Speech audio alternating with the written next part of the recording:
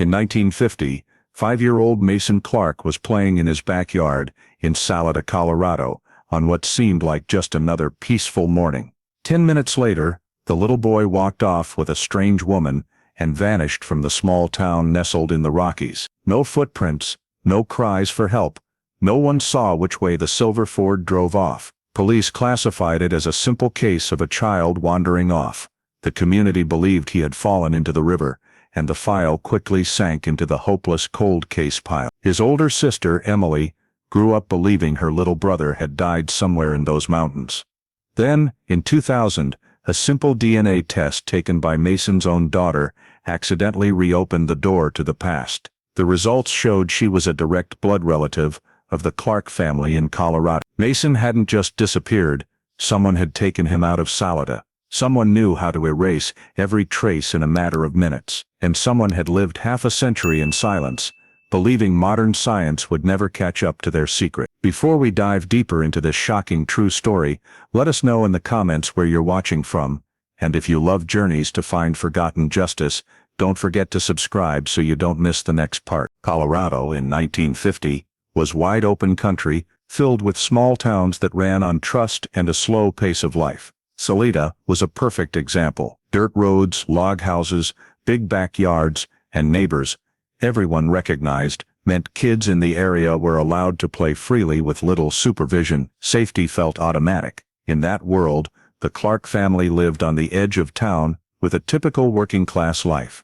Henry Clark worked for the railroad and left the house at dawn. Margaret Clark handled everything at home and got ready to take their older daughter Emily to school. 5-year-old Mason usually followed his sister to play in the backyard from the moment the sun came up. That morning was completely ordinary. Emily and Mason played in the grassy, gravel-filled yard, building simple things with rocks they picked up from the empty lot behind the house. Margaret was busy making breakfast and cleaning the kitchen, while Henry had just left for the rail yard. No one paid attention to the old silver Ford that drove slowly past the dirt road in front of the house, paused briefly, then continued on. A strange car passing by wasn't unusual in a small town, especially when people from nearby farms regularly came through the area. A little while later, the same car appeared again, this time stopping completely in the vacant lot near the Clark gate. A woman who looked to be in her mid-40s got out, brown hair tied back neatly, dressed simply. She walked into the backyard casually as if she were a stranger asking for directions or looking for someone. In Salida, that didn't raise any alarm. Emily glanced over, then went back to talking with Mason, figuring the adults in the house might know her. The woman approached the two children, bent down to watch Mason's game, and spoke in a gentle, friendly voice. The approach didn't trigger any unusual reaction. Kids there were used to adults in town, or passing visitors chatting with them freely. A few minutes later, Emily ran inside to get a drink, and told her mother there was a strange woman in the backyard. Emily was only gone a few minutes, but it was enough for everything to happen fast and unnoticed. In that short window, Mason moved closer to the parked car because the woman was being friendly and talking to him. The back door of the Ford was opened, and Mason was guided inside. No scream, no struggle, everything happened quietly, like a child simply walking with an adult. When Emily returned to the yard, the car was already pulling away. She ran toward the gate, and just caught sight of it turning off the dirt road. Realizing Mason was no longer where he had been, Emily panicked, called his name, and ran in. Margaret heard her daughter and rushed outside, still holding the dish towel from the kitchen. Chaos spread as neighbors heard the shouting, ran over, then fanned out to search around the Clark house. Men walked the dry creek bed behind the property, others checked bushes and trails, everyone thinking Mason had simply run off somewhere unseen. Henry was notified at the rail yard by a coworker, dropped everything, and raced home. When he arrived, he joined the search, running and calling Mason's name, hoping to find him near the backyard, the shed, the fence, or one of the paths he usually took. Time passed quickly in the confusion, but no trace of Mason turned up. No answering call, no belongings, no distinctive footprints. Neighbors all said they hadn't seen him leave the house the usual way, which only added to the family's panic. After many fruitless minutes, the family realized Mason couldn't have just walked away unnoticed. Every sign pointed to him leaving the area during the minutes Emily was inside. When hope of finding him in the yard faded, Henry went inside and immediately called the Chaffee County Sheriff's Office to report Mason missing. That phone call ended the Clark family's normal morning and marked the official start of the case. Immediately after Henry Clark's call, the Chaffee County Sheriff's Office direct line logged a missing child report and flagged it high priority. But that didn't mean an instant response like today's standard. The only patrol unit on morning duty was in the southern part of town, so it took longer than expected to reach the Clark house, pushing the gap between the report and officers' arrival close to half an hour. By the time the patrol car pulled up to the gate, the backyard and dirt road around the house were covered in adult, child and neighbor shoe prints from the spontaneous search, making it almost impossible to preserve the original scene. Some people were still scattered around, pointing in different directions while explaining where they had looked, adding more unintentional disturbance. No one in the local force at that time was trained to handle a child abduction by modern standards. They arrived to a scene that had already been heavily contaminated and couldn't immediately tell which marks mattered. While officers asked everyone to clear the area to regain control, they tried to document any remaining physical evidence. However, tire tracks in the soft dirt had been obliterated by neighbors' vehicles, and any small footprints Mason might have left were completely covered by dozens of other. None of Mason's belongings were found in the yard, and the gate showed no damage. These factors made it hard for the first responders to determine exactly what had happened while critical time ticked away. Once the area was roughly secured, police began taking statements from the family and the first people on scene. Emily was questioned, but child interview protocols didn't exist yet, so it was just a regular adult-to-child conversation, causing many key details to be missed. She only remembered a silver car and a woman who didn't look too strange, but wasn't familiar, but couldn't describe hair color, clothing style, or license plate. Margaret and Henry both said they didn't know any woman matching that description. Neighbors gave vague accounts. Some said they saw a car speed away. Others thought they heard a strange noise, but weren't sure. Everything was written down but didn't form a clear lead. At the same time, officers completed the scene report noting arrival time, number of people present, and surface observations. Some marks were dismissed as unrelated, for example, old tire tracks on the dirt road, or boot prints from utility workers who had passed through earlier that morning. Distinguishing new marks from old was nearly impossible without modern techniques and with such heavy contamination. When the initial statements were compiled, police listed preliminary theory. The possibility that Mason wandered off came first, based on how common it was for local kids to roam to neighbors' yards or tree lines. That didn't fully fit though, because Emily was only gone a few minutes, and Mason rarely went far on his own. The second theory was that something unexpected made him follow a stranger without realizing the danger. This matched Emily's account of the woman in the yard right before he vanished. An accident in the woods or creek was also considered, but nothing at the scene supported it. The theories were noted and ranked, though none yet had enough evidence to become the main focus. When the first phase of information gathering ended, local law enforcement faced a scene with almost no data left, no physical evidence, vague witnesses, and lost time. Still, they knew they had to act fast to search for Mason before any remaining traces disappeared completely. With a heavily disturbed scene and scattered, unclear information from multiple sources, investigators immediately shifted focus to piecing together every statement into the clearest possible timeline of the morning Mason vanished. Fragments from Emily, neighbor, and patrol officers were laid side by side, forming a fairly solid sequence. The strange woman appeared in the backyard exactly when Emily stepped away.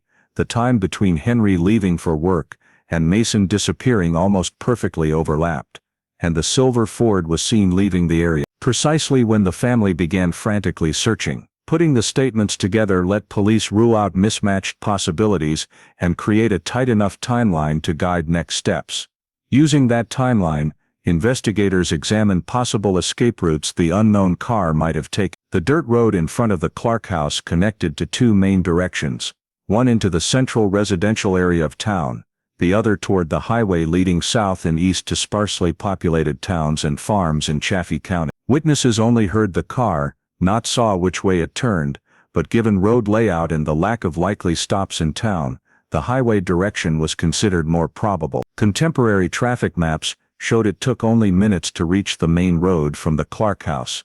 meaning the vehicle carrying Mason could be outside local pursuit range very quickly. Those calculations made checking highways and possible stops an immediate priority. To support that theory, police gathered information from businesses along the main roads around the disappearance site. The nearest gas station had customers that morning, but the attendant didn't specifically remember a silver Ford or what the driver looked like. A grocery store owner recalled meeting an unfamiliar woman asking for directions the previous day, but the description didn't fully match Emily. Small farms within a few miles all reported no strange vehicle entering their property, yet none of that information was solid enough to rule anything out. Many places around Salida weren't open continuously in the morning, so the collected data was patchy and unlikely to produce a direct link. Still, the details suggested the car likely left town rather than circling back into residential streets, and the woman's escape route was probably longer than the initial search radius. With possible routes identified, investigators analyzed the likelihood Mason was taken in a vehicle right at the moment of contact. No child footprints or disturbance showing he walked away on his own, no dropped items, and Emily's brief absence too short for a 5-year-old to travel far. All these made the wandered-off theory weak. Instead, the vehicle's presence at the exact moment and statements about the woman in the yard formed a logical chain. Mason was put in the car during those critical few minutes. The complete lack of struggle or resistance signs also led investigators to conclude the boy probably walked with the woman willingly, not recognizing danger. That suggested the woman either quickly built trust or had been watching the family beforehand to know the perfect moment. Putting every factor together, police leaned toward the conclusion that taking Mason showed signs of planning, not a spontaneous act. The investigation direction therefore shifted to prioritize a deliberate abduction by someone possibly familiar with the Clarks' daily routine, moments when no adult was directly watching the children, and geography that allowed a quiet exit. This assessment gave investigators a foundation for the next search steps, and focused attention on calculated behavior rather than random chance. Initial assessments that Mason may have left the area by vehicle led police to realize they needed to immediately expand the search operation, running parallel to tracing the unknown car in order to avoid missing remaining possibilities such as Mason being left somewhere or an incident occurring en route. The spontaneous neighbor and resident search teams around the Clark home were quickly reorganized into specialized groups under police direction to stop chaotic movement from continuing to disturb the scene. Volunteers were divided into teams of 10-15 people, each led by an officer responsible for guidance and radio coordination. The main search force was deployed along 3 axes. The first swept the Arkansas River area south of town, the second moved into the sparse woods behind the residential area, the third followed trails and little-used paths where children sometimes wandered while playing. The search area was divided in a fan pattern radiating outward from the Clark house, ensuring no rough terrain, dense tree lines or low-lying spots that could conceal traces were overlooked. In the low pine woods behind town, searchers probed every bush with sticks, examining disturbances in the dry leaves or soft soil. Small slopes, low hills and footpaths between bushes were gone over multiple times. Along the riverbank, teams walked both sides of the water, checking eroded banks, large tree roots, and shallow areas. Some used small boats to paddle along the current, looking for floating objects or signs a child might have fallen in, although that scenario was considered unlikely based on the timeline. Still, ruling it out required on-the-ground confirmation. Along trails leading to the town outskirts, searchers looked for small footprints, impressions in soft earth, and broken branches. Many trail sections showed no unusual signs beyond animal tracks or pre-existing adult shoe prints. Occasional minor traces, skid marks in dirt or bent slender branches, were noted, but when cross-referenced with terrain and direction of travel, none formed a direct link to Mason. Abandoned sites around town were also thoroughly checked, including an old barn, a suspended construction project, and a farm implement shed on a lot roughly 1 mile from the Clark house. Doors were opened for interior inspection,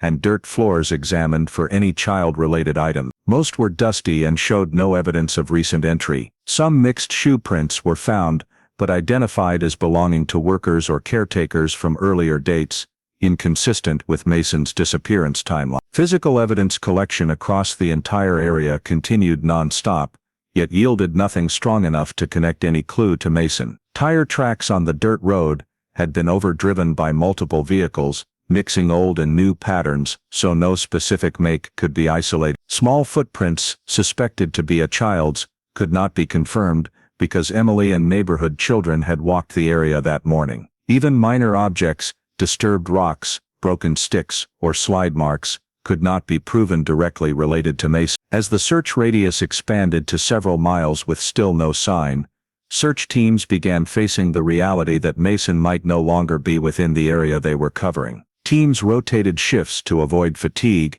and missing details, but final sweeps on the first day and the next remained empty. No answering calls, no dropped belongings, no footprints leading farther away, and no new witnesses with additional information. By the end of the large-scale search, the entire area surrounding the Clark home, sparse woods, riverbank, and trails, had been checked multiple times, with zero result. This forced investigators to re-evaluate initial theories and acknowledge that physical evidence showed no trace of Mason within town limits, requiring a shift in focus to a different approach. The fruitless large-scale search pushed investigators back to re-examining every piece of information collected the day Mason vanished. But upon full review, numerous early handling mistakes became evident, directly affecting the ability to determine the next investigative direction. At the gas station near the Salida exit, an employee had reported seeing a silver Ford that morning, yet the statement was not fully documented in the official report. Police recorded only a vague description and never followed up by checking sales logs, fueling times, or interviewing others present at the station, leaving that year's data vague and unverifiable. Had the witness been pressed further, the exact timing of the vehicle's appearance could have been matched or ruled out against the timeline, but stopping at a superficial description prevented that lead from developing. Additionally, several days before Mason disappeared, a local woman had reported a stranger approaching her son while he played near the back fence. The incident was noted informally by a patrol officer, but never entered into official records, because it was deemed unrelated and lacking clear danger. When the mother's description was later compared to Emily's account of the strange woman in the Clark backyard, the two reports showed potential connection. However, because proper procedure was not followed, the earlier report was forgotten. That error meant police failed to recognize a possible pattern of approaching children and that the unknown woman may have been watching the area for some time. Reviewing archived records at the sheriff's office also revealed significant administrative errors. Some patrol reports from that morning were misfiled with the previous week's documents.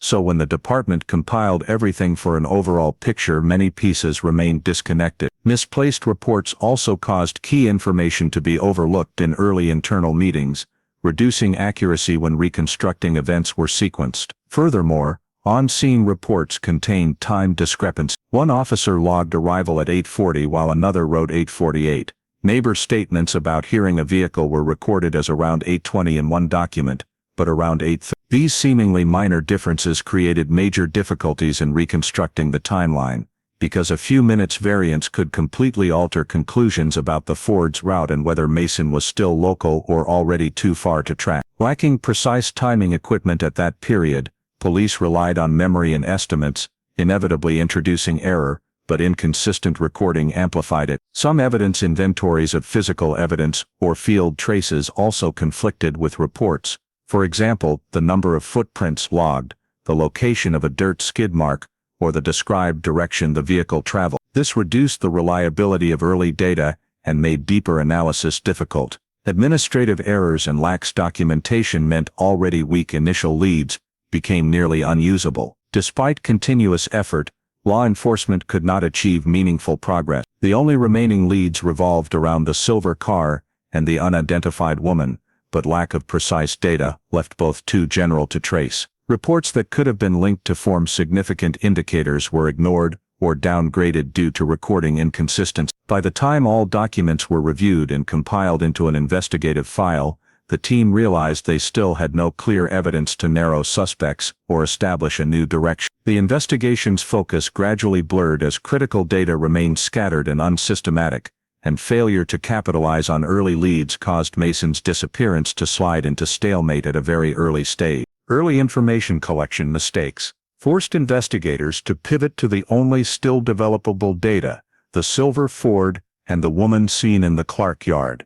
Police began by compiling a list of every registered Ford owner in Chaffee County and neighboring counties, matching the description. Registration records at the time were basic and contained no photos, but still yielded several dozen possible owners. The list quickly grew when police added unregistered or late-registered vehicles based on information from repair shops, mechanics, and service stations that commonly serviced older Fords. Once the potential owner list exceeded 50, investigators cross-referenced it with another dataset, individuals or couples who had sought to adopt children informally in the area. In that era, adoptions sometimes occurred outside legal channels through informal networks, churches, or private family agreements. Police contacted pastors, nurses, and families involved in such arrangements to obtain names of people who had inquired about or expressed desire to take in a young child. Several names from the Ford owner list overlapped with the adoption seekers list, creating important intersections that could open investigative paths. Cross-referencing narrowed potential suspects to just over 10, including 3 women described as living alone or who had tried to adopt without providing full information to the church. However, most of this information was too shallow to establish firm relevance to Mason. To further reduce the list, officers visited each person, checked their whereabouts on the morning Mason vanished, and verified travel that day. Some owners confirmed having a similar vehicle, but stated it never left home at the relevant time. In several cases, neighbors and relatives were present and corroborated alibis. Some suspects were quickly cleared when vehicles were confirmed in repair or inoperable that day. The process grew difficult, however, because investigators relied heavily on voluntary statements and people's memories, which were prone to inaccuracy or missing details. Another issue emerged when working the female suspect list. At the time, societal bias held that abductions were far more likely committed by men, causing some investigators to downplay the possibility that the woman Emily described was the primary perpetrator. Files on single women or those who had sought adoption were not given appropriate weight, leading to premature elimination of potential subjects simply because they didn't fit the image of a typical abductor. In one case, a young woman matching the stranger's description was removed from suspicion because an officer decided she looked too nice to do something like that.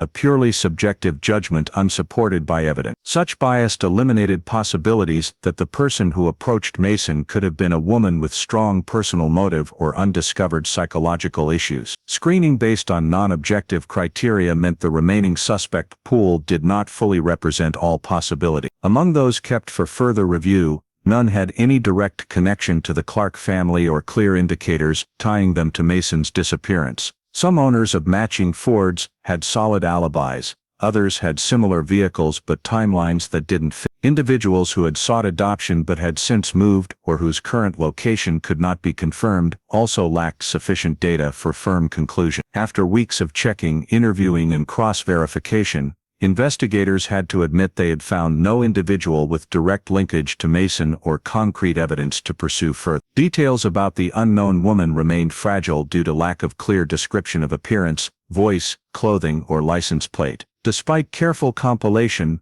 the suspect list contained only names that met general criteria rather than anyone with evident motive. When exhaustive suspect screening produced no specific lead, the investigation stalled, moving no closer to identifying who took Mason or why it happened, deepening the sense of deadlock. The screening of suspects yielded no concrete results, causing the investigation to quickly fall into a state of stagnation.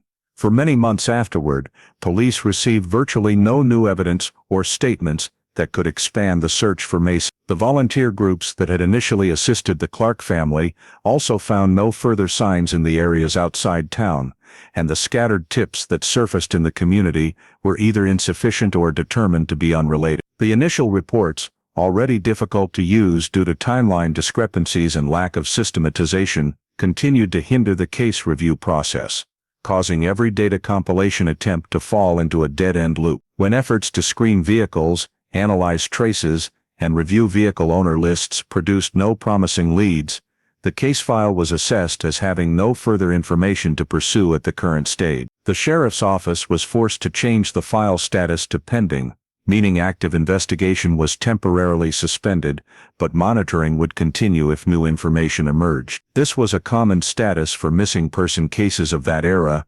especially when no physical evidence existed to develop further. However, moving the file to this status also meant the investigative team no longer had the resources to maintain daily search operations, and the likelihood of solving the case decreased significantly over time. The technological context of the 1950s made the situation even more difficult. There was no digital timeline reconstruction using maps, no modern statewide vehicle registration system, no federal database linking similar pattern abductions, and no behavioral analysis algorithms to cross-reference suspect factors. Vehicle identification relied entirely on verbal descriptions and witnesses' memories that were heavily affected by the chaos of the morning Mason disappeared. The initial errors in evidence collection could not be recovered by any tools available at the time. Additionally, records related to informal adoptions had no standardized storage system, severely limiting investigation into individuals seeking to take in a child.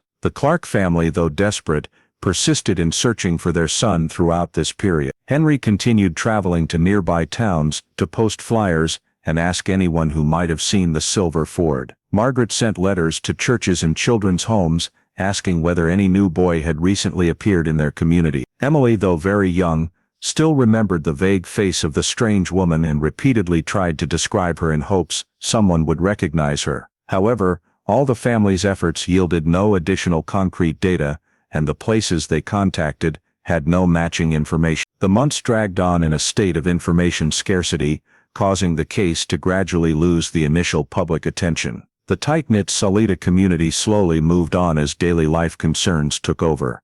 Other families mentioned Mason's story less and less. Conversations in town still referenced the disappearance, but only as a sad event that had no longer the urgent search it had been in the early days. With no new reports, and every lead about the strange woman growing faint, the case began drifting into obscurity like other disappearances from an era lacking advanced investigative tools. Henry and Margaret clung to a fragile belief that Mason was still alive, but the gap between hope and reality widened with each passing season that brought no sign. What police had was an incomplete description: a car with no identifiable license plate, a few vague statements, and a chain of events scrambled from the very first minute. There was no technology or interagency data sharing to expand the investigation beyond Chaffee County, and no new element emerged to force the file to be actively reopened. These factors pushed the Mason-Clark case into the list of unsolved disappearances, even as the family quietly hoped that one day something would surface to change everything. Every investigative effort up to that point had led only to inconclusive findings,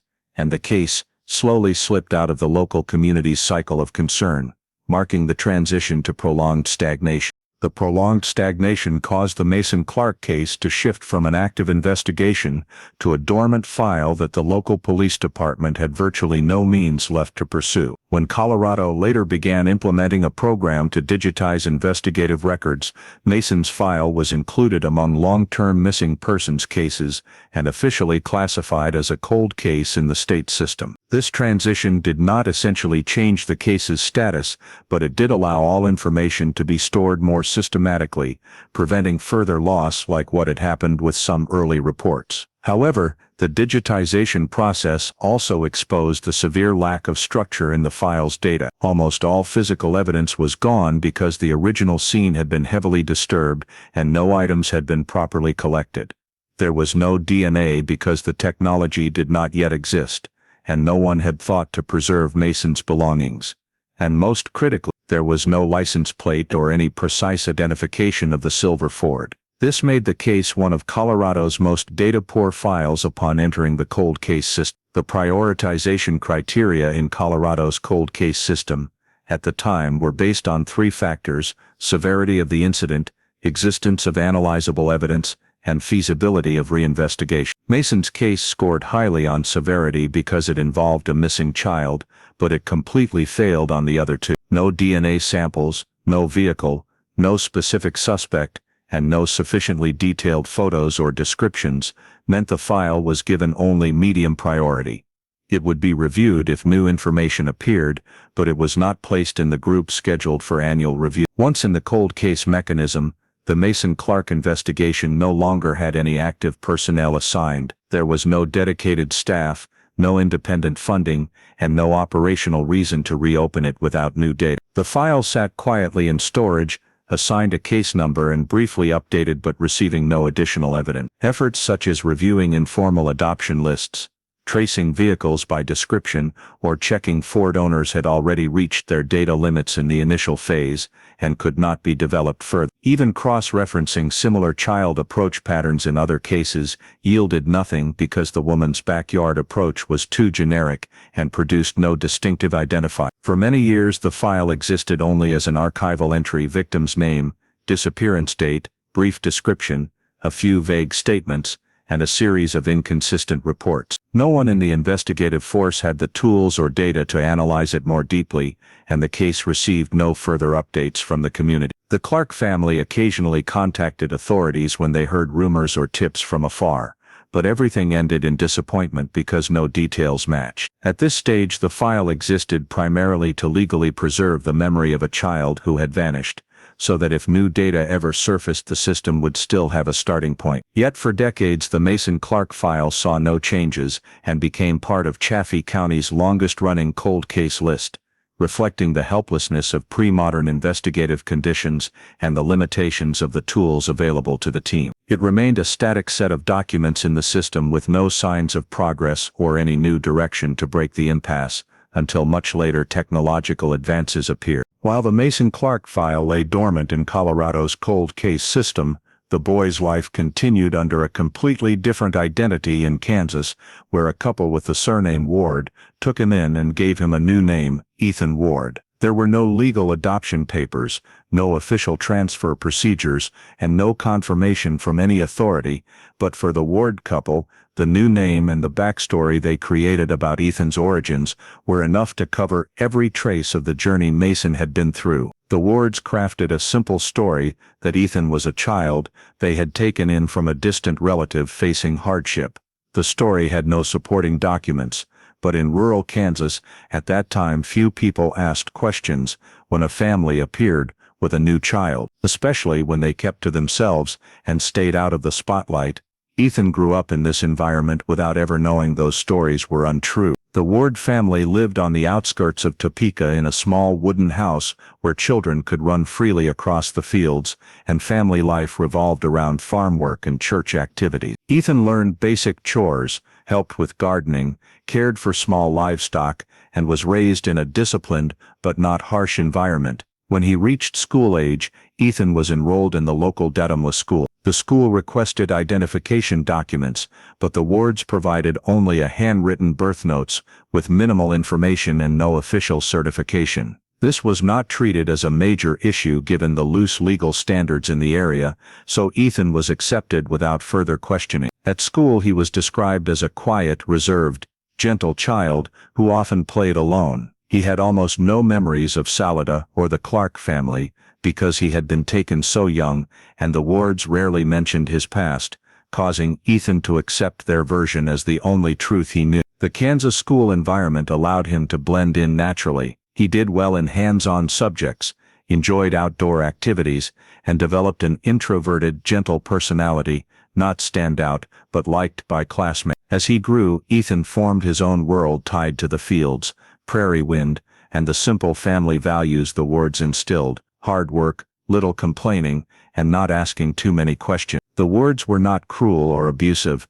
They treated Ethan as their own child, in the way they understood family love, even though the foundation of that relationship was built on a major secret Ethan himself never knew. This made his childhood peaceful, without major upheavals, and without any signal strong enough to make him suspect he had once lived under a different name. Occasionally Ethan experienced fleeting, unexplained moments, a distant blurry mountain, a long dirt road, or a familiar feeling when seeing an old Ford in town, but those images were faint, like someone else's memories rather than his own. He quickly dismissed them because nothing in his current life suggested they belonged to him. The Wards maintained a closed-off environment, avoiding deep contact with neighbors or government offices, allowing them to sustain Ethan's origin story without challenge. Ethan grew up unaware he had ever had another family in another state, and that calm continued all the way into adulthood. Those years shaped Ethan's core personality: private, cautious,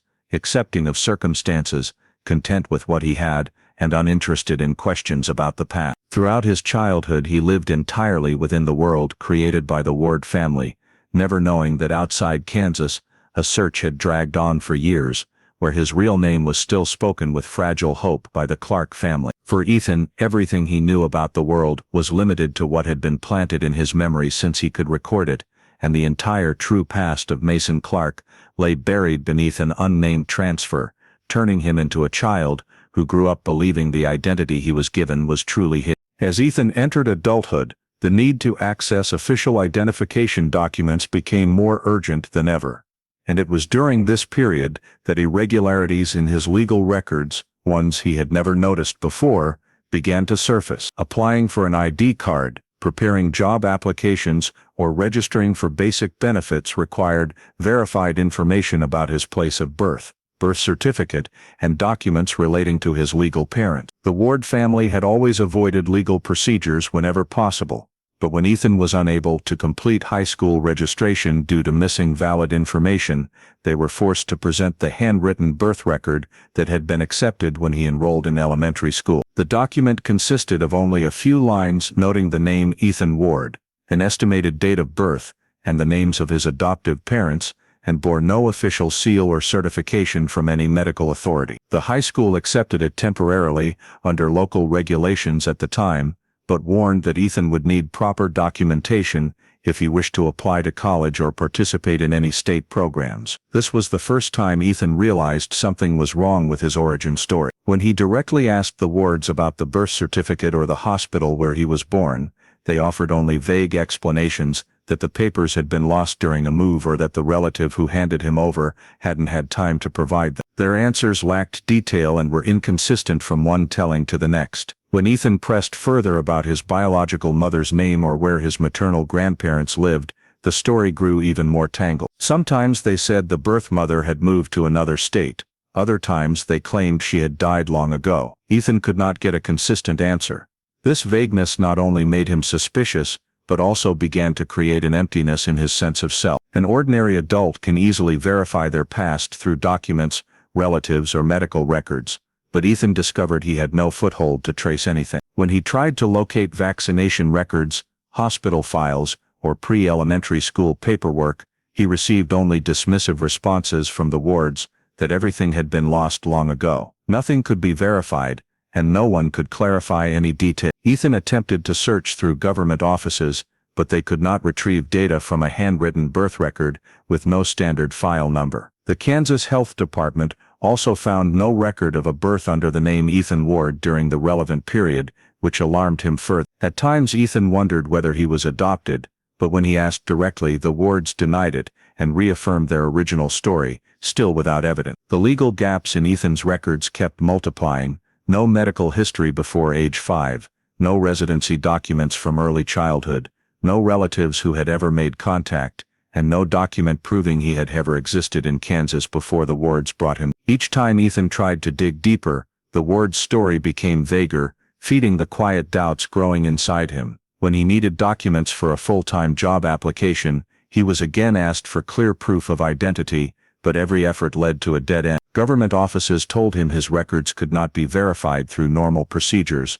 There was no valid birth certificate number, no originating hospital, and the handwritten document did not meet legal standards. They asked the Wards to provide additional information, but the family continued to evade, saying the original records could not be recovered. Ethan found himself in an impossible position.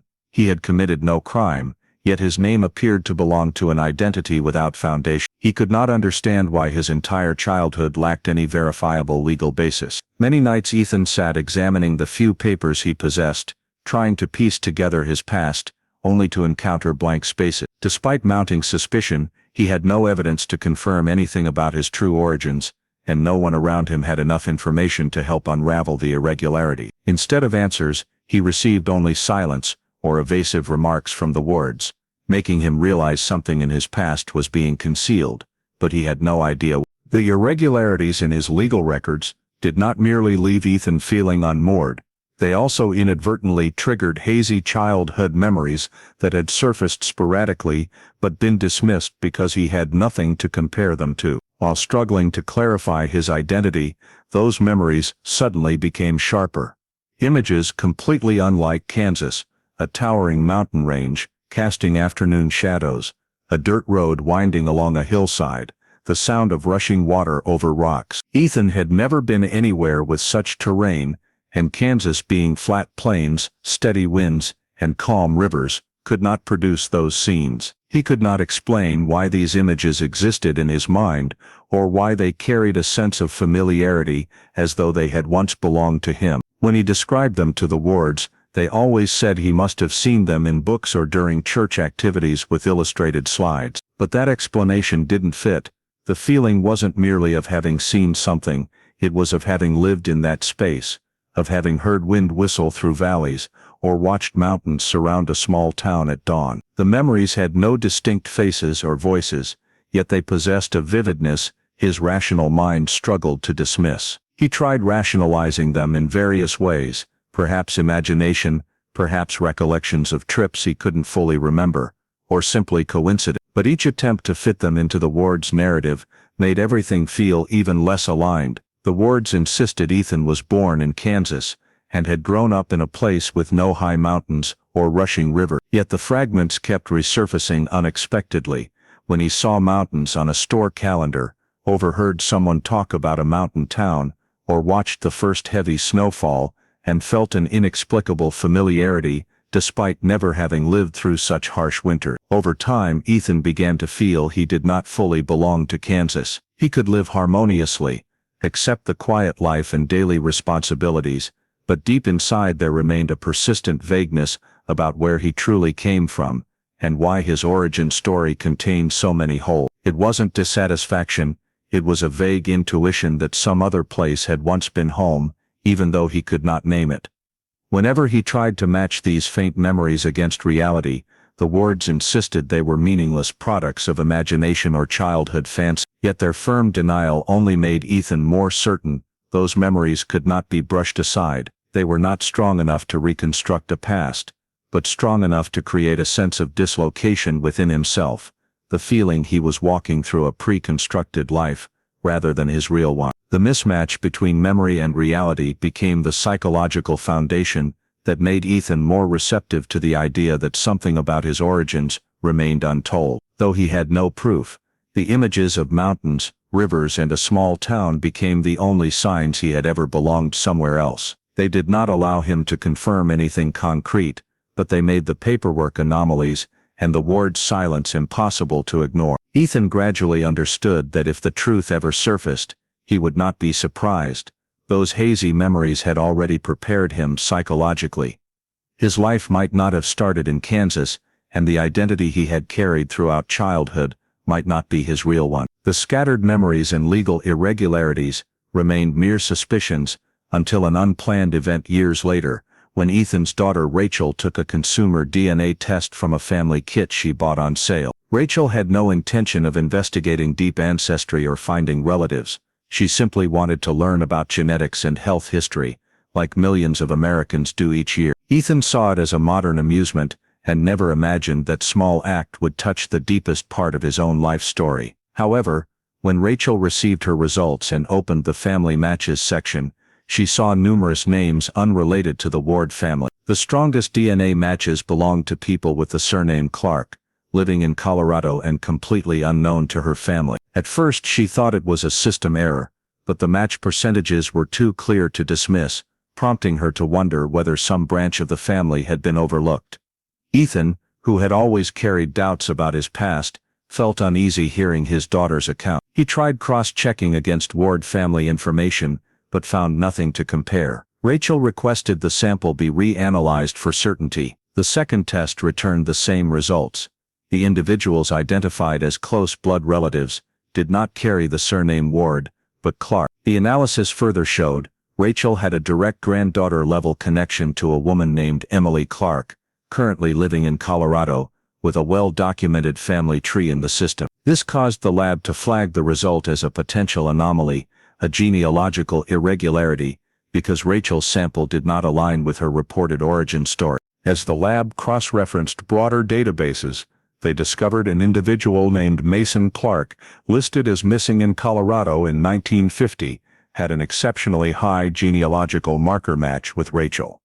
The similarity far exceeded normal coincidence and fell into the direct line match category. By regulation, commercial labs cannot conduct independent investigations, but when a current sample links to an old missing child case, they are required to forward the data to the appropriate authorities. Accordingly, all information related to Rachel's sample, the match list, and the connection to Mason Clark was sent to Colorado's Missing Persons Unit. The transfer carried no conclusive implication, but it was sufficient to raise a question the system could not ignore.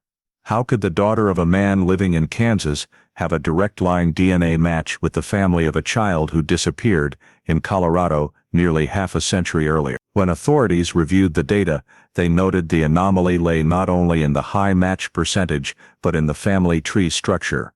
Clark relatives appeared as close kin, while no trace linked to the Ward family. This became the strongest signal in decades that the Mason Clark case might not be closed after all. Analysts concluded the degree of match between Rachel's DNA and the Clark family could not occur randomly or through distant relation.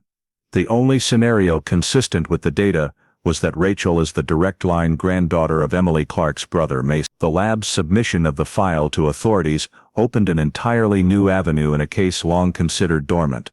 Authorities began examining the possibility that Ethan Ward's identity is connected to the child who vanished. Details of age, the timing of Ethan's appearance with the Ward family, and the DNA structure all indicated this was no longer coincidence. The original Mason Clark file had lacked sufficient data, but the new DNA sample provided the investigative team with something they had never possessed: a clear biological bridge between past and present. And from the tiny data point Rachel inadvertently created, a case that seemed forever unsolvable suddenly gained its first real opening after half a century of silence. The analysis results from Rachel's DNA sample created a connection so strong that authorities could not ignore it, and the next step required direct verification with the surviving blood relatives of the Clark family. Emily Clark, Mason's older sister and the only remaining member of the direct generation, was contacted to be informed of this extraordinary discovery. At first, authorities could not confirm anything definitive, but they explained that genealogical data revealed an individual with a close biological relationship to her family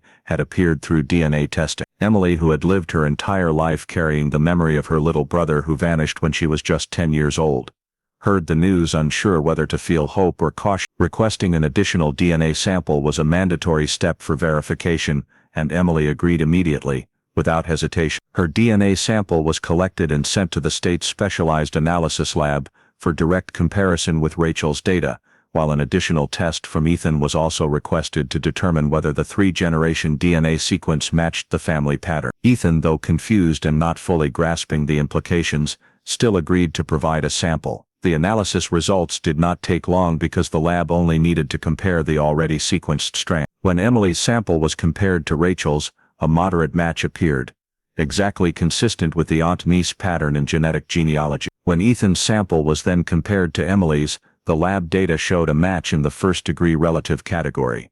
The genetic similarity was so strong that it could only occur between people related by direct blood, such as mother, child, or sibling. But when all three DNA samples were combined into a single unified model, the result revealed only one possible structure.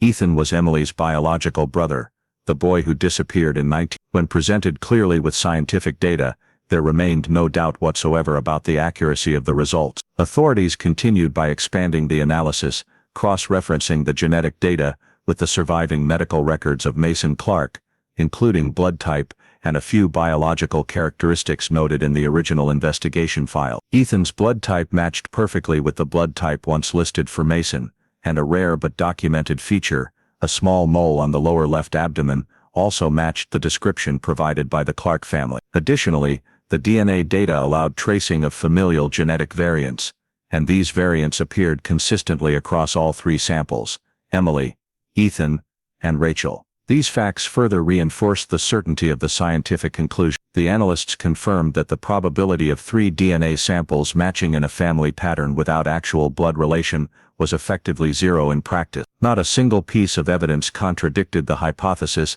that Ethan Ward, the man raised in Kansas, was in fact Mason Clark, the child who disappeared from Salida, Colorado, half a century earlier. When the official report was sent back to the cold case unit, the Mason Clark file suddenly resurfaced after decades of lying dormant. The addition of DNA evidence moved the case from pending status to one eligible for reopening, because this discovery was not merely technical, it directly concerned the victim's identity, a core element in every missing child investigation. Authorities understood they were facing the biggest breakthrough in the case since 1950.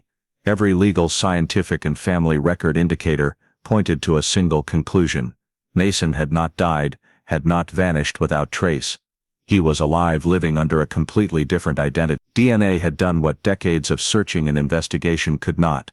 It provided the central piece of the puzzle, and opened the door to uncovering the truth, after nearly half a century of silence. The DNA results confirming that Ethan was Mason Clark caused a file that had been forgotten for more than half a century to be immediately moved from storage to urgent review status, and the Colorado Bureau of Investigation, CBI, quickly formed a dedicated cold case task force to take full ownership of the matter. The task force consisted of investigators experienced in old case review, forensic experts, data specialists, and a coordinator who specialized in long-term missing persons cases. Their first task was to retrieve every original document from the 1950 investigation incident reports, witness statements, patrol logs, the Ford vehicle owner list, suspect screening files, and scattered notes that had been mixed into various other case folders. Reassembling the full set of records took weeks because the original rents were not systematically organized. Some were damaged, faded, or missing pages. Yet the task force knew that even the smallest clue could become valuable when viewed through the lens of the new DNA evidence. Once the document recovery was complete, the next step was to integrate the genetic data with the old timeline to identify points that had previously been overlooked. Confirming Ethan as Mason completely eliminated earlier theories that Mason might have wandered off, met with an accident, or left town due to an incident unrelated to human involvement. All such theories were immediately marked as disproven because the DNA proved Mason had survived and continued to grow up in another state. This showed that the incident could not have been an accident or a spontaneous disappearance, but was certainly the result of deliberate action. When reviewing the old timeline, the task force noticed many points that had never been properly explored, especially the narrow window between the moment Emily left the backyard and the moment the Ford left the area. The fact that Mason was taken without any signs of struggle further confirmed the central role of the woman in the backyard. They cross-checked the vague description Emily gave in 1950 against records of women who had attempted informal adoptions in the region and re-examined the previously screened vehicle owner list. Although many people on that list had died or no longer lived in the state, the task force updated the digitized records and rebuilt the suspect list using modern criteria rather than the gender-biased assumptions made in. This eliminated unsuitable theories, lines of inquiry that had stalled the original case and were now clearly incompatible with the DNA evidence. The task force also re-evaluated all physical clues previously dismissed due to lack of analytical tools, while screening social connections, travel patterns, and demographic data of everyone living near the Clark home at the time. Scattered descriptions of the silver Ford were systematized by cross-referencing vintage vehicle data, digitized registration records, and repair logs from local garages, even though those records were no longer complete. Reconstructing possible routes from Salida to Kansas helped the team visualize the path Mason was likely taken that same morning. When all the DNA data, reconstructed timeline, demographic analysis, and clues from the old files were combined, a clearer new investigative direction emerged. The woman who approached Mason could not have acted impulsively. She had likely observed the Clark family beforehand, chosen the right moment, and immediately fled the state after putting the boy in the car. The investigation therefore shifted toward analyzing the motives of isolated women who sought illegal adoptions or had a history of approaching young children in the area at that time. Alongside rebuilding the suspect profile, the task force also compiled data on families that had suddenly appeared with a young child in Kansas during the same period Mason appeared with the Ward family, to determine whether any connection existed between the unknown woman and that family. Although no direct evidence yet existed, reopening the case had already produced a far more coherent picture than anything From an almost traceless disappearance, the Mason-Clark file had become a case that modern data allowed to be re-examined with a tight objective and completely different structure, laying the groundwork for the next steps in the journey to uncover the truth after half a century in the dark. Building the new investigative direction forced the CBI task force to return to every piece of 1950 data and reanalyze it using modern tools, starting with reconstructing the timeline on digital maps. What had previously existed only as verbal accounts and hand-drawn sketches was now entered into a GIS system, allowing the team to recreate possible movements of the Ford and pinpoint the exact time window in which the vehicle could have left Salida. This showed that it would have taken less than 10 minutes for the car to exit the residential area and merge onto the main highway, suggesting the woman had a pre-planned escape route. The map analysis also revealed locations that 1950 police had failed to check properly due to limited manpower and geographic knowledge at the time, including several intersections a few miles from the Clark home, places that today's cameras or traffic logs could trace, but in 1950 were impossible to monitor. Once the timeline was rebuilt, the task force reviewed the remaining 8 suspects who had survived earlier elimination rounds and reassessed each one under modern investigative standards. Records related to Ford owners, women who had sought adoption, or individuals present in the area, were entered into a risk analysis system and cross-checked against demographic data, travel history, and any surviving public record. 3 suspects previously dismissed for emotional reasons or undervalued due to gender bias were returned to the list for more objective evaluation. The team also recreated activity charts for each suspect at the time of Mason's disappearance, based on newly digitized documents. For deceased individuals, their files were analyzed through relatives' accounts or residence records. When examining potential escape routes, the task force used topographic mapping technology to recreate cross-referencing dirt roads, wooden bridges and routes that existed then but have since been replaced, gave the team a clearer picture of the possible journey. This data revealed 2 distinct routes the Ford could have taken out of Salida, one heading straight toward Kansas, the other looping south and connecting to small towns where the sudden appearance of a new child would attract little notice. These routes were examined mile by mile, helping determine the maximum distance the woman could have traveled that morning. In parallel with the geographic analysis, the task force attempted to locate any surviving witnesses or their relatives to gather additional accounts. Many who lived near the Clarks in 1950 had either left the state or passed away, but their descendants sometimes preserved memories through family stories. Although most of the information obtained was second-hand, certain recurring recollections, such as sightings of a silver Ford in the area several days before Mason vanished, matched scattered notes in the old file. One former gas station worker confirmed his father had once mentioned a distraught strange woman, asking for directions around that time, reinforcing the theory that the woman was not local. From these fragments, the task force began to identify the critical errors that had derailed the 1950 investigation. The biggest mistake was failing to treat the woman as the central suspect,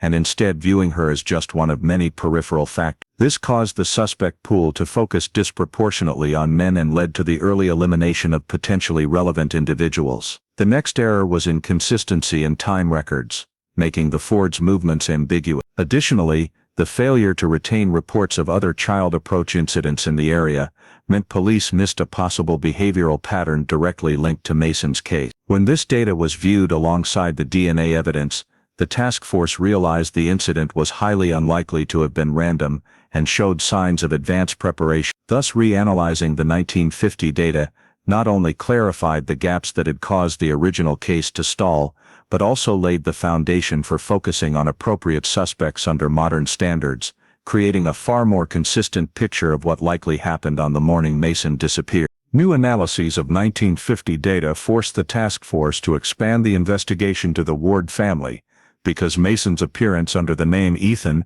in Kansas was the key link to determining what happened immediately after he left Salida. The first step was a complete review of all information related to the time Ethan appeared in the Ward household, including residency records, school documents, medical files, and local religious certificates. The scant documents obtained showed that Ethan began appearing in the Kansas community around late 1950, introduced by the Wards as the child of a relative who had fallen on hard times. However, there was no name for the relative, no address for where Ethan was supposedly born, and no legal paperwork transferring custody. When the task force compared this timeline with the moment Mason vanished from Salida, the two dates matched almost perfectly, raising the question of whether Ethan's appearance in the Ward family was directly connected to the abduction. To clarify this, the task force continued analyzing the Ward family's financial, medical, and travel records before and after Mason's disappearance. Bank records from that period were sparse,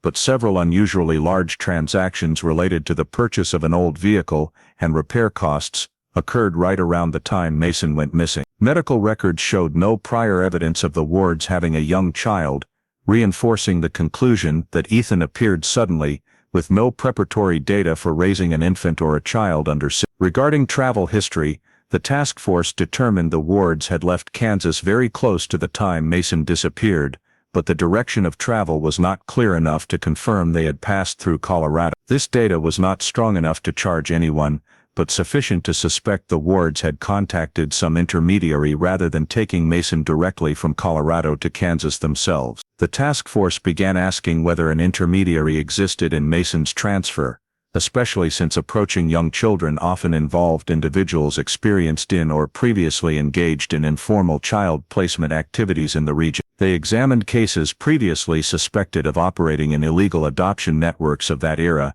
even though most records had been lost over time. A few names surfaced in scattered documents from small religious communities or households that had taken in children without going through state agencies. However, there was no direct evidence that the Wards had contact with these individuals, although some factors, timing of travel and access to information about missing children, were somewhat coincidental. The task force continued cross-referencing the Wards' departure from Kansas with the moment Mason vanished from Salida to see if they might have traveled to Colorado or met the woman who took Mason. When comparing geographic data and key timelines, the investigators found that the trip from Salida to Kansas in 1950 was entirely feasible within the window when Ethan appeared with the Wards, but no evidence placed the Wards physically in Colorado. This led them to gradually conclude that the Ward family were not the ones who directly abducted Mason, but rather the place he was delivered to afterward. When interviewing surviving Ward relatives, investigators confirmed that the couple were not the type of people capable of or motivated to commit kidnapping. However, they appeared to have concealed Ethan's true origins, not out of malice, but out of fear. Fear of prosecution for accepting a child without legal process, and fear of disrupting their family life. When all the data was compiled, the task force concluded that the Wards were an important piece of the timeline, but not the masterminds, or the ones who directly removed Mason from Salida. Their role ended at raising him under a new identity and hiding his past for personal reasons, with no indication they had direct contact with the woman who took him. This shifted the modern investigation to a new focus: how Mason was removed from Colorado, and who delivered him to the Ward family. The conclusions drawn from investigating the Ward family and the DNA evidence were strong enough for authorities to complete the legal paperwork, confirming that Ethan Ward was in fact Mason Clark, the child who disappeared from Salida. And the documents establishing the new identity were prepared in accordance with state regulations and included DNA authentication, genealogical analysis, statements from the Clark family, and the Cold Case Task Force's final report. Once the official documents were signed and approved, Mason Clark's identity was restored in the legal system, replacing Ethan Ward in sections related to origin, while retaining both names to preserve the integrity of his personal history. With the identity confirmed, the task force's next step was to arrange a meeting between Mason and Emily, the sister who had carried memories of her little brother for 50 years. Every step was handled carefully, as both sides needed time to prepare psychologically for an unpredictable encounter. Finally, in a CBI office, Emily and Mason saw each other again after half a century. Neither had complete memories of the other, but their presence in the same room, along with the facial features still remaining from childhood, re-established the relationship that DNA had already proven. Emily brought old photographs, including one of Mason taken before the day he disappeared. When Mason looked at that picture, the vague memories he had carried for years suddenly fell into place. The dirt road, the mountains surrounding the small town, the sound of rushing water from the river near the house, all matched the descriptions in the photo and Emily's story. Matching the memories in Mason's mind with the actual locations showed that those fleeting images were not imagination or coincidence, but his earliest memories before being taken from Colorado. This not only helped Mason confirm his past, but also allowed the task force to record details that could supplement the investigation file. The investigators took advantage of the meeting to obtain new statements from Mason, focusing on small memory fragments that might relate to the woman who took him. Mason recalled a soft voice, the way she leaned close to his face when speaking to him, and the feeling of being led away as if it were the most natural thing. Although the memories were not detailed enough for identification, the specialist recorded every point for inclusion in the cold case file as additional data. In addition, Mason provided information about his earliest memories in the Ward household, the time he was brought to Kansas and the phrases about a relative in trouble, helping the task force better understand the period immediately following the abduction. Once the confirmation and information cross-checking were complete, Mason's cold case file was updated to a new status. Victim recovered. The victim had been located alive after decades missing. This was not only a legal event, but also a significant milestone in state statistics, as it is extremely rare for a long-missing child to be found safe as an adult. The update was sent to federal agencies and the National Missing Children System to adjust related records. The reunion between Mason and Emily could not erase the lost years, but it filled the biggest void in both their lives, confirmation that the little brother had not vanished without a trace, and that the man who had lived as Ethan Ward for half a century finally knew who he really was. After the official reunion with Emily at the CBI office, Mason decided to return to Salida for the first time since the day he was taken, a journey he had never imagined making in the previous 50. When he stepped out of the car in the town, a mixture of familiarity and strangeness washed over him at once. Many places had changed, but the landscape, the mountains encircling the town, the roads leading to the Arkansas River, remained exactly as he had seen them in his faint memories. Emily took Mason to the old Clark family home, now owned by someone else, but the backyard and wooden fence were still there, triggering images Mason had never been able to explain. He stood silently for a moment on the patch of ground where he used to play with his sister, as if reconnecting an invisible thread that had been severed very early in life. Locations like the dirt road where the Ford had driven away, or the small path down to the riverbank were pointed out again by Emily, and for the first time as an adult, he could attach his fragmented memories to real places in the world. This was not only about recognizing his childhood, but also helped Mason make sense of the memory pieces that had puzzled him for years. During the days in Salida, Mason met relatives whose names he had never known. Grandchildren and great-grandchildren of earlier generations came to greet him, bringing photographs, stories and memories of the Clark family that Mason had never heard. Everyone welcomed him with the warmth of family reunited. No blame, no interrogation, only joy that he was alive. These encounters helped Mason feel a connection he had never experienced in the Ward family, and gradually allowed him to rebuild the missing pieces of his identity. Meanwhile, the next step in restoring his identity was updating his personal document. Legal authorities assisted Mason in revising his records so that his real name, Mason Clark, was legally recognized again, while still linking to the name Ethan Ward, to maintain continuity in civil and financial records. The process took time, but for Mason, it was no longer just paperwork.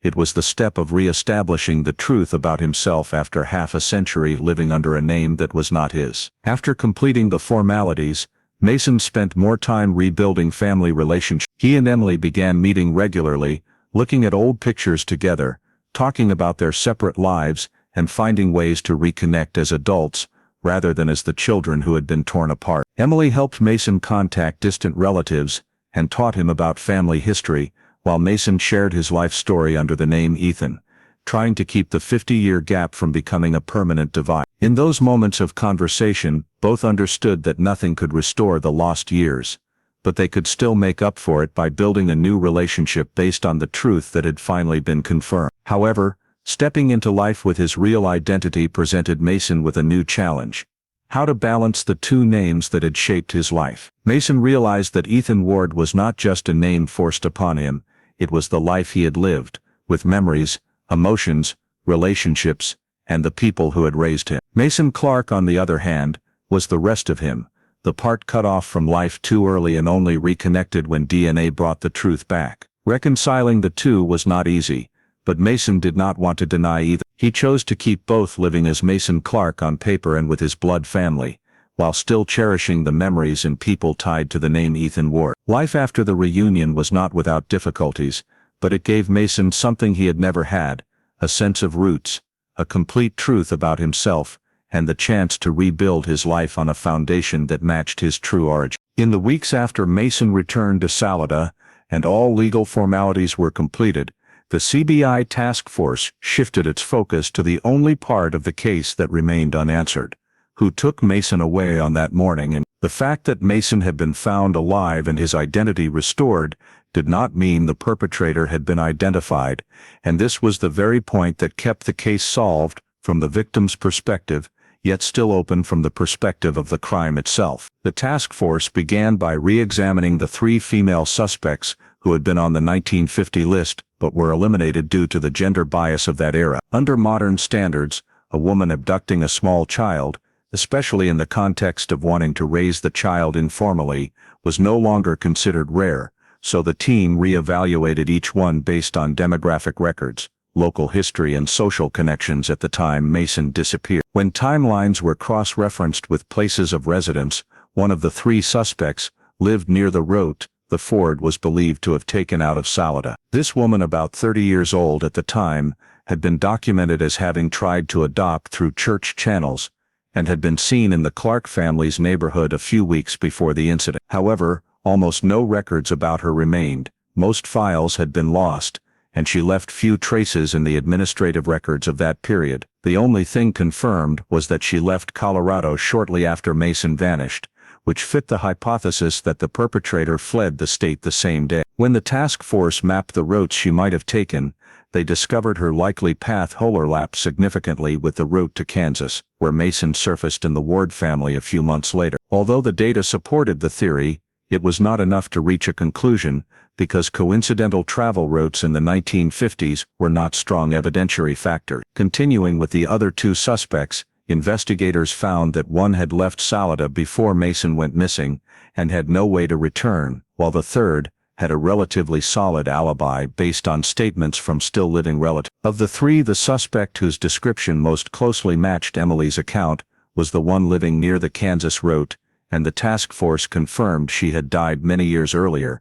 before modern DNA systems could be used for comparison. Her death meant no DNA sample could be obtained to compare with hair or any other material that might still exist from the 1950 scene, which itself had never been properly preserved. Under modern legal standards, prosecution or a definitive identification without physical evidence, a confession or DNA data was impossible. The remaining clues were purely circumstantial, based on timing, behavior and subjective description. There was no license plate, no physical evidence, and no direct witness with sufficient memory to pinpoint an identity. The task force had to conclude that despite having the most likely suspect, the level of proof did not meet the threshold for prosecution or an official finding. The final modern investigative report stated clearly perpetrator cannot be identified. This was not the ending any investigative agency wanted, but it was unavoidable in a kidnapping that occurred in an era when evidence collection procedures were rudimentary, the scene was not secured, and administrative records were extremely limited. Although Mason's identity had been recovered and the victim file updated to recovered, the one missing piece of the story who took him remained beyond reach after more than half a century. The inability to identify the woman who took Mason was only one part of a larger picture, a series of mysteries that persisted in the file even though the case was resolved from the victim's standpoint. When the task force completed its report, many gaps in time and critical details remained unfilled, leaving the case closed yet incomplete by modern investigative standards. The biggest gap was the first few hours after Mason left the backyard. No witness saw which direction the Ford went, no physical trace recorded the route, and no traffic data or images existed to reconstruct the journey. With 1950s technology virtually non-existent, this became an investigative blind spot that even later digital mapping and probability analysis could not pinpoint exactly where Mason was taken before he appeared in Kansas. The question of the middleman, the person who might have transferred Mason from the initial woman to the Ward family, also went unanswered. Every financial, travel, and social record of the Ward family showed they did not directly commit the kidnapping, yet revealed no mechanism for how they received a child from an outside source. There were no church documents, verbal agreements, or personal notes mentioning contact with anyone outside Kansas. Evidence of a middleman appeared only indirectly through the timing of Mason's arrival at the Ward home, but nothing was strong enough to identify who that person was or what network they belonged to. The initial vehicle Emily described as silver Ford remained another unsolved mystery. No license plate, no repair records from the relevant period, no registered owner who fully matched the description. Ford models from 1950 were far too common to trace, based on a 10-year-old child's visual recollection. Despite the task force cross-referencing historical vehicle databases, digitized registration lists, and garage repair archives, no car emerged as a credible suspect. The complete disappearance of this vehicle from investigative records made it a critical missing piece that could not be recovered. The childhood memories Mason carried, fragments of mountains, rivers, the backyard, and the strange woman, helped confirm his identity but could not be used as investigative evidence. Memories from a 5-year-old who had just experienced trauma could only support emotional recognition, not serve as legal proof or identification. Even memories of the journey after leaving Salida were unclear.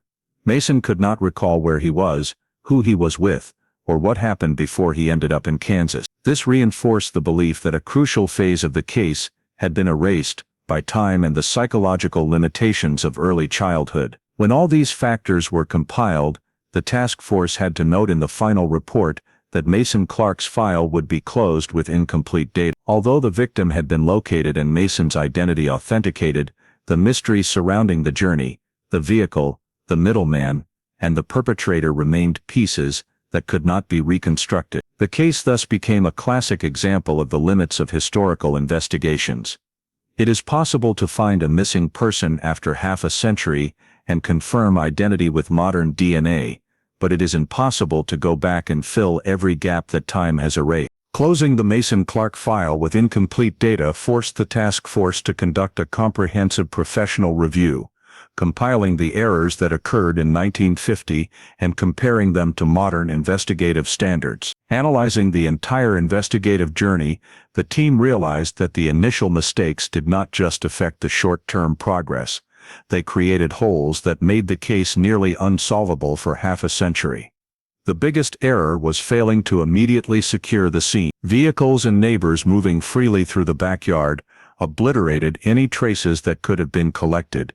Footprints, tire marks, dropped items preventing investigators from building an accurate picture of the moment Mason left the house. The next mistake was the lack of child interview techniques, which caused Emily's account, the only eyewitness description of the strange woman, to be undervalued and not recorded to scientific standards. Important memory fragments were missed or misinterpreted, resulting in a suspect description too vague to narrow the search. Additionally, records were kept inconsistently, timelines were logged incorrectly, and some leads, such as the prior approach to another child around the same time, were never entered into the official file, causing a possible pattern of behavior to be completely overlooked. When these errors were measured against modern standards, the difference was stark. Today's investigations require immediate scene documentation, supervised expert child interviews, collection of even the smallest physical evidence, and uniform record-keeping to prevent information loss. Had those standards existed in 1950, Mason's kidnapping might have taken a completely different course. However, the biggest difference between the two eras lies in technology. When Mason disappeared, there were no federal databases, no license plate matching systems, no scene photography, no DNA analysis. Investigations relied entirely on memory, verbal descriptions, and paper records, leading to a lack of objectivity and high error rate. In contrast, modern DNA technology and genealogical databases became the decisive factor in solving the case after a single test by Rachel, something unimaginable in the 1950s, opened the door to decoding Mason's origins, triggering the chain of events that led to reopening the file and confirming the victim. Without DNA, Mason's case would have remained a permanent cold case. From a professional standpoint, The Mason-Clark case is powerful evidence that missing child incidents must be handled with standard procedures from the very first minute: secure the scene, collect evidence, interview witnesses properly, maintain consistent records, and ensure all information is entered into the system. Skipping any of those steps can have consequences that last decades, as this case shows. The CBI's final review report emphasized that the initial errors created a domino effect that deadlocked the entire investigation. Unsecured scene, erased traces, inadequate suspect description, wrong suspect focus, missed routes, case forgotten, cold case, with no data. Yet the Mason case also delivered an important lesson for the investigative system. Modern technology can correct some past mistakes, but it cannot fully replace proper procedure. Based on the reinvestigation results, the state of Colorado updated its missing child protocols, including mandatory immediate scene lockdowns, enhanced training for investigators on child interviews, and unified data entry mechanisms across county. The Mason-Clark case thus became a standard training example in Colorado, as a reminder that a single small mistake in the first hours can delay the truth for an entire lifetime. The professional lessons the task force drew from the Mason-Clark case not only expanded understanding of the limits of old-era investigations, but also highlighted the profound meaning of restoring a person's identity after half a century separated from their true origins. Confirming that Mason was alive and returning him to his real name was not just a technical triumph of DNA, it was a victory of persistence, of family memory that refused to fade,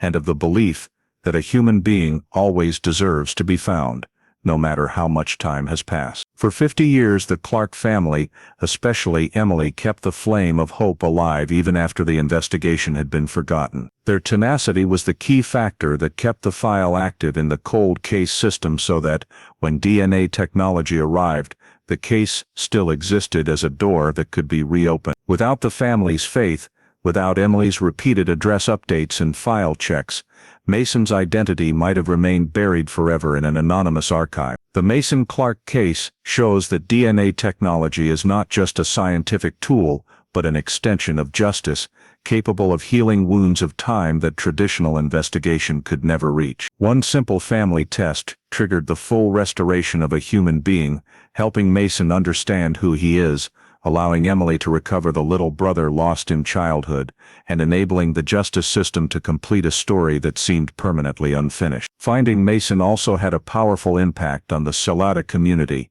where the disappearance had been a lingering trauma across generations. When news spread that Mason had been located, the community looked back at the past, not with fear but with closure. No longer wondering what happened to that little boy, no longer speculating or doubting, but replacing it with a story of survival, resilience, and reconnection. For Colorado's investigative system, the Mason case became an important professional legacy. It drove procedural improvements, upgraded missing child investigation standards, and underscored the importance of preserving records so future technology can continue the work the past left unfinished. In investigator training programs, the Mason-Clark story is used as a living example that a file is never truly closed if hope remains, and that finding a person, no matter how late, is always of immense value to families, communities, and the justice system itself. In the Mason-Clark story, many details that seem long ago in 1950 Salida, Colorado, still touch American life today. An ordinary morning, children playing freely in the backyard, adults busy, a strange woman appears, a silver Ford stops for a few minutes, and a child is gone. Today American kids still play in yards, still have neighbors, still see strangers passing by. The difference is, we understand the risks better. Yet sometimes we are as complacent as the Clark family and police were back then. The first lesson: community trust is precious, but clear safety boundaries must be taught to children. Never go with strangers. Never get in anyone's car, no matter how nice they seem, and adults must take every unusual approach seriously, like the prior incident with another child that was never entered into the file. The second lesson comes from Emily and Rachel. Without family persistence, Mason's file would have vanished completely into the cold case system. Emily updated information multiple times, and Rachel only tried a family DNA test that accidentally reopened the entire case. In today's America, proactively keeping documents, preserving photos, updating law enforcement, and responsibly using commercial DNA tools can be the key to finding missing loved ones or reconnecting separated families. Finally, the Ward family's story reminds us that good intentions cannot stand above the law. Adopting a child out of compassion, but bypassing legal channels, can unknowingly enable kidnapping. In a modern society, the takeaway is trust the community, but never skip process, legality, and science, because sometimes those dry things are what protect our families for decades to come. Thank you for joining me on this half-century reunion journey of Mason Clark. If this story touched you, don't forget to subscribe, so you won't miss the next miraculous case files. See you in the next video, where we'll continue uncovering truths that time seemed to have buried forever.